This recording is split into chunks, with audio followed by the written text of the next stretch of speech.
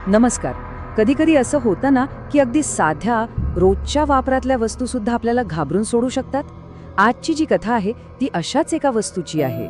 सुरुवात अगदी सामान्य आहे, पण शेवट मात्र अक्षरशः अंगावर काटा आणणार आहे. चला तर मग ऐकूया ही कथा. कथेची सुरुवात होते एका अगदीच सामान्य वाक्याने. ते माझे काळ्या कॅनव्हासचे बूट होते. हो, फक्त बूट. पण हीच साधी वस्तू या संपूर्ण भयानक अनुभवाचा केंद्रबिंदू ठरणार होती. म्हणतात ना, कधीकधी सर्वात भीतीदायक गोष्टी अशाच सामान्य दिसणाऱ्या वस्तूंमध्ये लपलेल्या असतात. जरा विचार करा, तुमच्या घरातली एखादी निर्जीव वस्तू अचानक स्वतःहून हलू लागली, चालू लागली तर? हाच प्रश्न या कथेच्या मुळाशी आहे. आणि हेच ते गूढ आहे जे आपल्याला शेवटपर्यंत खिळून ठेवणार आहे. प्रत्येक मोठ्या वादळाची सुरुवात तुम्हाला माहिती आहे एका लहानशा गोष्टीने होते. इथेही तसंच झालं. एक अगदी साधा रोजचा त्रास, जो पुढे जाऊन एका भयानक अलौकिक अनुभवात बदलणार होता. हे तर फक्त एक सूचक चिन्ह होतं. तर झालं असं की त्या बोटांना खूप घाणेरडा वास येऊ लागला होता.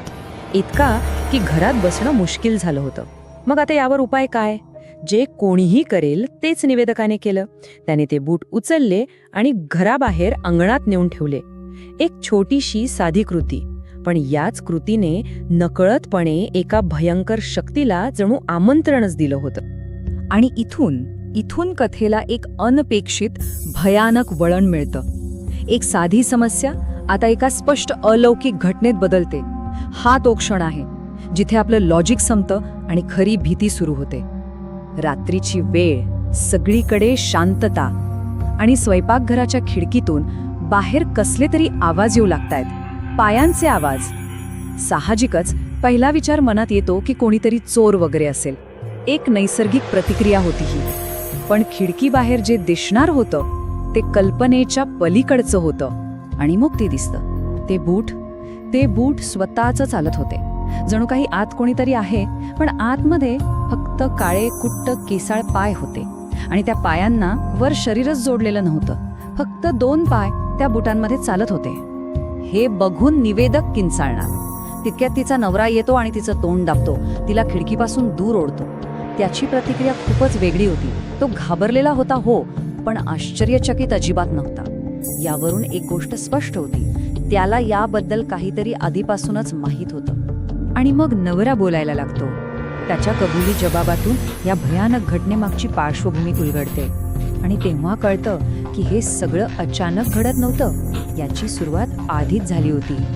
पतीने सांगितलं की 2 दिवसांपासून काहीतरी विचित्र घडत होतं, पण त्याने ते मनातच ठेवलं. आधी त्याने शेजारच्या दारात मृतदेह घेऊन जाणारी रुग्णवाहिका पाहिली होती. मग त्याच रात्री त्याला अंगणात कापडात गुंडाळलेलं कोणीतरी चालताना दिसलं. आणि काल रात्रीपासून तर पाय ओढत चालण्याचे आणि वाळूत काहीतरी खरवडल्यासारखे विचित्र आवाज येत होते. त्याला वाटलं हा सगळा मनाचा खेळ असेल.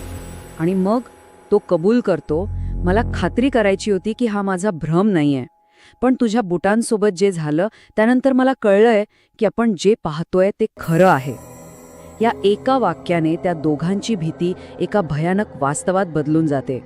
आतापर्यंत जे काही दुरून अप्रत्यक्षपणे घडत होतं ते आता थेट समोर येतं. कथेतील भीती आता अक्षरशः शिगेला पोचते, कारण ती अज्ञात शक्ती आता आपली उपस्थिती थेटपणे धाडसाने जाणवून देते.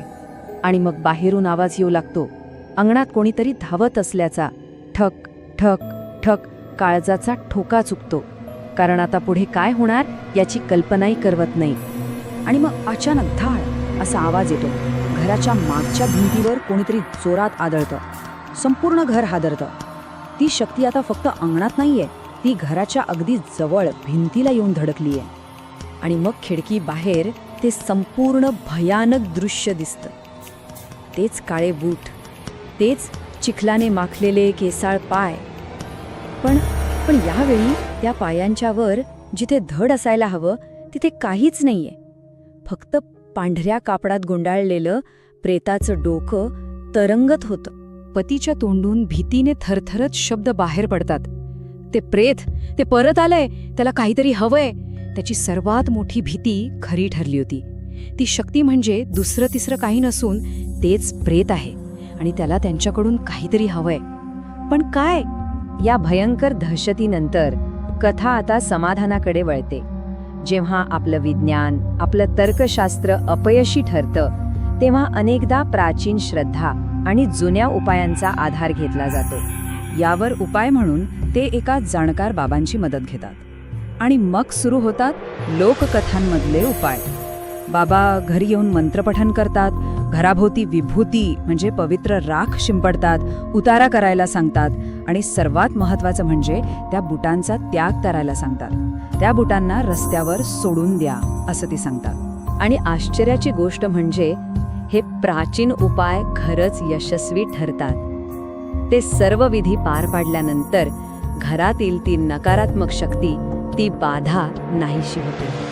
घराला अखेर शांतता लागते. पण थांबा, कथा इथे संपत नाही, कारण सर्वात महत्त्वाचा प्रश्न अजूनही बाकी आहे. हे सगळं घडलं, पण का घडलं? त्या भयानक अनुभवामागे नक्की काय कारण होतं? निवेदकाने बाबांना हाच प्रश्न विचारला की आजूबाजूला इतकी घरं असताना ती शक्ती, तो आत्मा त्यांच्याच घराकडे का आकर्षित झाला? या प्रश्नाचं उत्तर एका खोलवर रुजलेल्या श्रद्धेमध्ये दडलेलं आहे. बाबांनी फक्त एकच कारण सांगितलं: अन्नाची तीव्र वासना. त्यांच्या मते काही आत्म्यांची मरण्यापूर्वी खाण्यापिण्याची इच्छा अपूर्ण राहिलेली असते. तीच तीव्र इच्छा, ती वासना त्यांना मृत्यूनंतरही भटकण्यास भाग पाडते आणि घरात बनणाऱ्या जेवणाच्या वासाने तो आत्मा त्या घराकडे खेचला गेला होता. आणि शेवटी बाबा एक कायमस्वरूपी उपाय सांगतात.